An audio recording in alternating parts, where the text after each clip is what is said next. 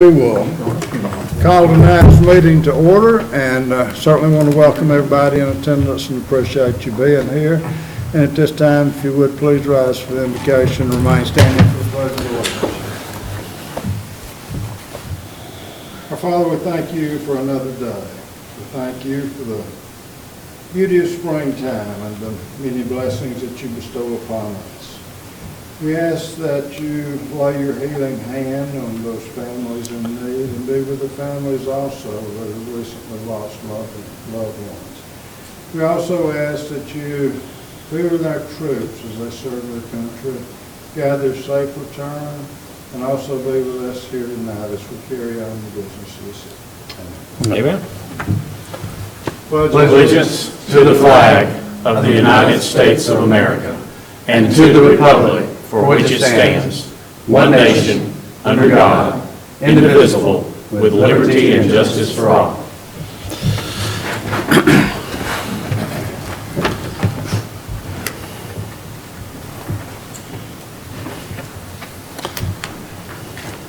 In your packet, everybody's been presented with a copy of tonight's proposed agenda. If there are no additions or corrections, do I have a motion to approve?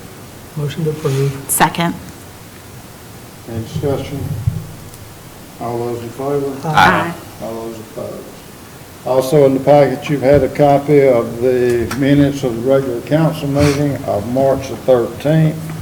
If there are no additions or corrections to those minutes, do I have a motion to approve? So moved. Second.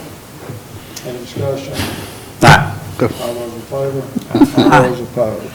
Also in the packet, there was an executive session that evening of March 13th. After reviewing those minutes as well, if there are no additions or corrections, to have a motion to approve. So moved. Second. Motion is second. Discussion? All those in favor? Aye. All those opposed? And tonight, we're very pleased to welcome Debbie Vance and have her here. We do have a proclamation. The proclamation is in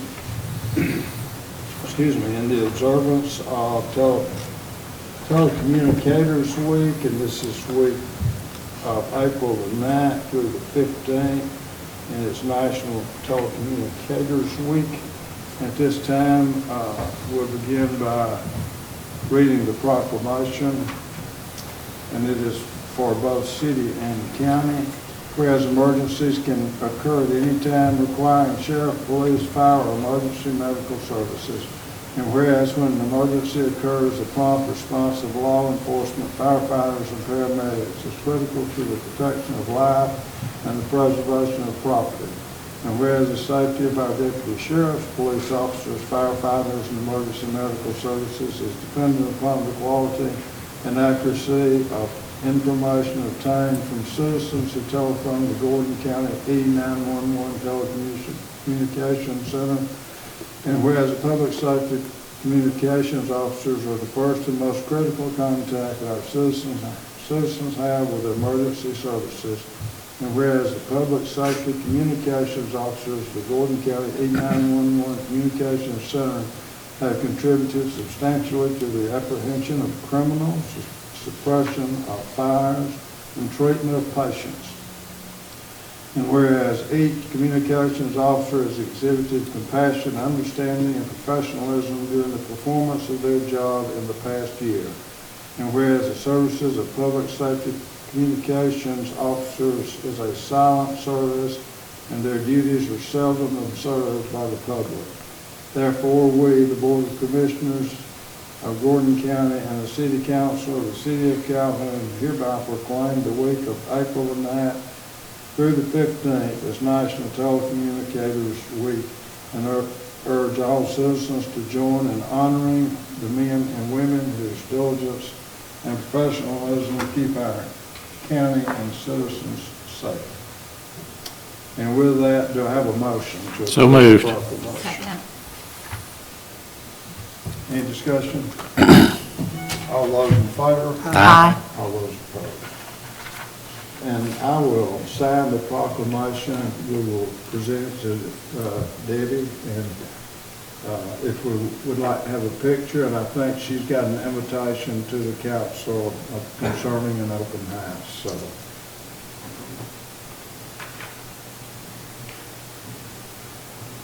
Mayor, while we're at a pause, I'll remind everybody that you're being videotaped and you can be viewed on YouTube, Calhoun City Council, so go home and look at that when you get home. Thank you, Mr. Mayor and council members, for having me here tonight and for signing our proclamation. Gordon County 911 has been around for about 23 years, but it's your 911 center. And so we invite everyone to come to our open house on Tuesday, April the 11th, from 9 to 11. And we serve a little continental breakfast, but you'll get a chance to actually go into our communications room and see our communication officers at work, and get a chance to speak to them and thank them for all that they do. So I hope that you all will try to attend, and we appreciate it very much. How long have you served in your position now? 17 years. Wow. And it is impressive. I hadn't been in a couple of years, but the last time I went, it's every address, it saves every time you've ever done it. And I have an experience at my house because they pulled up my address, and when my little girls were younger, my older one said, "I'm going to call 911 if you don't behave or whatever." And well, she accidentally hit the button, but she didn't call it, but it automatically called anyway or something. So they sent the police and all just to be precautionary. They knew it wasn't, but it's impressive. And we got all the equipment, and we actually started texting to 911. So for people who are in a situation that they feel it's unsafe to talk, they can dial 911 or voice impairment, they can text 911. That's awesome.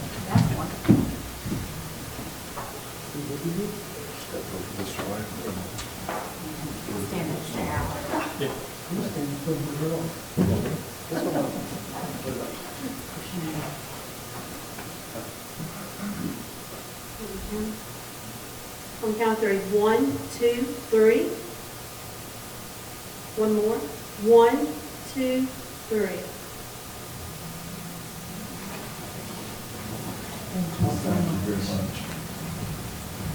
Thanks a lot. Thank you. Appreciate it. Thank you, appreciate it.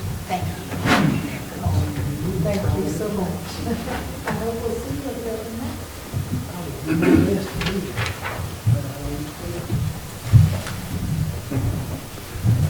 You'll be digging a hole. Yeah, I'll be digging a hole somewhere.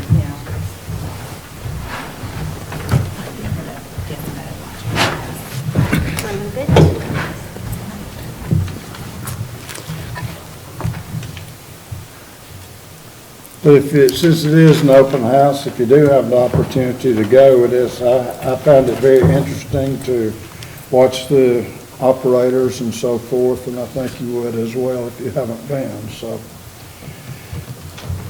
thank you once again, Debbie, for all your hard work. Under old business, have the second reading of an ordinance change. This is to Chapter 18 and 50 of the Calhoun Code of Ordinances to add fire protection and prevention requirements to the C1 district concerning loft apartments. And I'll just read the heading of the ordinance. It really concerns, as it has been said, the loft apartments and the fire protection according to that. An ordinance to amend and add certain sections of Part 2 Code of Ordinances, to wit, amend Chapter 18, Buildings and Building Regulations, Article 2, Technical Codes, Division 1, generally to add Section 18 through 37, amend Chapter 50, Fire Protection and Prevention, Article 3, Fire Prevention Code, to add Section 50-80, to repeal all conflicting ordinances and fix an effective date and for other purposes. Once again, the public hearing on this is scheduled for April the 10th. Anybody have any questions or comments that they would like to make concerning the possible ordinance? Moving on, under new business, we have a presentation from Invoice iCloud for a comprehensive proposal for electronic presentment and payment services for Calhoun Utilities. And at this time, we'll turn it over to the presenters. Thank you. Thank you. Good evening, everyone. And thank you for having us in this evening. We appreciate it. Of course, thanks to Paul, Judith, and Larry for organizing all this and having us in today. So I'll just give a quick 10-minute background on Invoice Cloud and who we are, and then I'll open it up to any questions anyone might have. So brief history. The company was started about 8 years ago. We're headquartered in Boston, Massachusetts. The CEO, I should probably tell everyone my name. My name is Matt Braley, and this is Trip Smith. That'd probably be a good idea. Sorry about that. Matt Braley, I'm the East Coast Director of Sales and Partnerships for the company, and Trip works in the Southeast with me. So background on the company, we were started 8 years ago with the idea to create kind of the Fortune 100 online payment experience that people have come to expect when they're buying things online, like the Amazon.com type experience, or when they're paying a bill online through American Express, where you can store your credit card information. It's really easy to use on mobile. You can get text reminders or email reminders for upcoming bills. You can schedule a payment. You can store your credit card information for future use. The idea was to create that as a hosted platform and provide it to utilities and local government. So over the last 8 years, we've gone from, of course, 0 clients when we started to about 800 clients in the utility and local government space, including the city of Boston and Indianapolis and Detroit Water, New Orleans, Anaheim. Around this area, we serve Dalton and Cartersville and Douglasville and Henry County and about a dozen others in the Georgia area. Trip and I are both based out of Atlanta. So from a platform perspective, we really built it with the idea of how can we create a really simple, easy to use interface that's going to drive more people to go paperless and more people to pay electronically. Because if we can get more people to go paperless, then we'll save Calhoun money on print and mail costs for bills each month, right? So that was a big piece of the platform, what we were trying to do. So we put in place a lot of techniques in terms of marketing, as well as just the design of the platform in general to make it as simple as possible for your payers to use those different pieces of our platform and let's drive those numbers up. So we've shared with the folks that we've been working with Judith and Paul and their team, a lot of those numbers, and there's some in the packet that I think was provided to you about the increases in adoption that we've been able to achieve. So that's really what we're aiming towards as a company. And we work closely with the billing software company that Calhoun uses, Northstar. We're their preferred partner. We have a tight relationship with them, and thus some of the advantages we'll bring have to do with the integration that we've created between our two platforms as our teams work together on a monthly basis to keep on improving the integration between our products and what we're able to provide our mutual customers. So Dalton, for example, uses the same software platform, and as do a number of the others in the area. So that's what we're driving towards. We'll also be able to, there's a few services that will help Calhoun, such as we have a service that when people pay online through their own personal banks today, those come to Calhoun as a paper check. We have a service that consolidate those and deliver them to you electronically. So we've got a number of ancillary services that are going to improve the speed of collections, improve the efficiency of collections, and then ultimately drive more people towards going paperless so we can save you money on printing and mailing. So at a high level, that's what we're aiming towards. The packet has a lot more detail in it than that. I think that hopefully covers most of it at a high level. I think maybe just a few questions if anyone has any. How long have you been in Dalton and Cartersville? We've been in Dalton for about, I think, 2 years, Cartersville for about 18 months or so. Right. Yeah. Any issues there that you're being able to remove before we get it? Any stumbling blocks? It's a good question. Yeah, so Dalton was about 2 years ago. They were one of the guinea pigs for the type of integration we did with Northstar. So yeah, if you talk to them, they'd probably tell you the first couple months had a few bumps, but since then it's been pretty smooth. Yeah. And what percentage of our base do you foresee going to this automated service? Do you have any trend numbers there? Yeah, so it really varies a lot by demographics, and it varies a lot by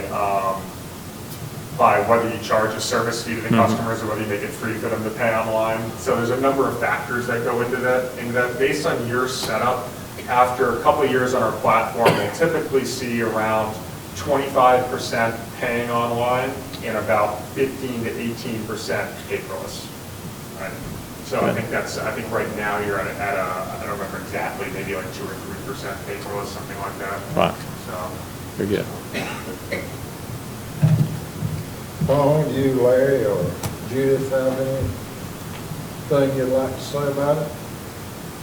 One of our happier features with doing this is the service of credit card receiving at the customer service desk. We still have a significant number of our customers that come into the office on the first of the month, every month, and back up the drive-through, do those things.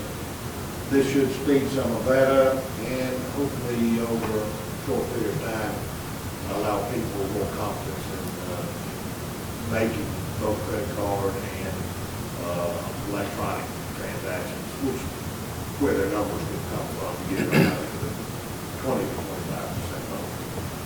Paul, speak a little bit while we're doing this on the privacy factor that you're going to be bringing to our clients with the changes there in the office as you integrate this system. We'll be looking with integrating, if we go with Invoice Cloud, like Larry was saying, with the credit card payments, a lot of different customer service aspects from a payment option, pay by text. The online experience is much better than what we currently use. They emulate platforms that look more like your Amazons and whatnot to make it very understandable and user-friendly.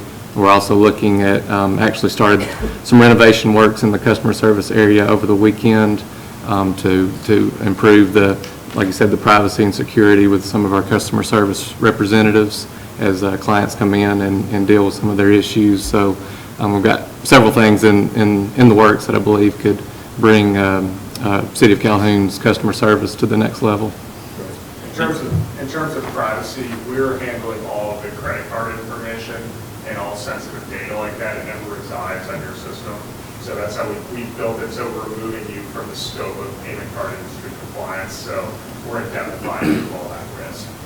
And I'm pretty sure I already have this answer, but the customers are going to be able to sign up for automatic bill pay. So I can give my credit card or my debit card, and every month it's automatically going to just notify me, hey, you just paid your bill. That's right. Yep. You're going to be able to sign up for auto pay. Yeah. You can sign up to get a text reminder and respond to the text message with the word pay. It'll pay your bill automatically. Yeah. So. Very good. Judith was great giving us some information from other cities where they've had positive responses and so forth. So, any other questions? Thank you. Thanks, guys. Thank you. Thanks for your time. And if everybody's in agreement, then we'd need a motion to allow the mayor to execute the contract. Motion to approve that. Second. Motion, second, any discussion? All those in favor? Aye. All those opposed? Mr. Pierce.